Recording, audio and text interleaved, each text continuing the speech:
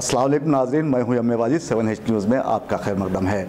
साबिक cricket player Mohammad Azharuddin ने आज खदीम शहर में राजू सद्भावना यात्रा का आगाज़ किया। इस मौके पर कांग्रेस के सीनियर कायदीन भी मौजूद थे।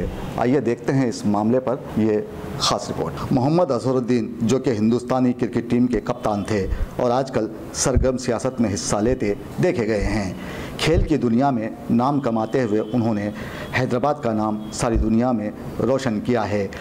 उनकी खिदमात को हिंदुस्तान कभी भुला ना पाएगा। एक अरसे तक मंजर से गायब रहने के बाद फिर अजहरुद्दीन कांग्रेस पार्टी की बागडोर संभालने उठ खड़े हो गए हैं। आज उन्होंने खदीम शहर से राजू सद्भावना यात्रा का आगाज़ करते हुए पार्टी में नई जान डालने की कोशिश की है। इस मौके पर उन्हें सद्भावना अवार्ड से नवाजा गया। शालपोशी के बाद कई सीनियर कायदीन ने उनकी भरपूर सलाहियतों का एतराफ़ करते हुए उन्हें मुबारकबाद पेश की है। हैदराबादी सुपूत अजहरुद्दीन ने कहा है कि वो अवामी खिदमात के लिए ख़ुद को वक्फ कर देंगे।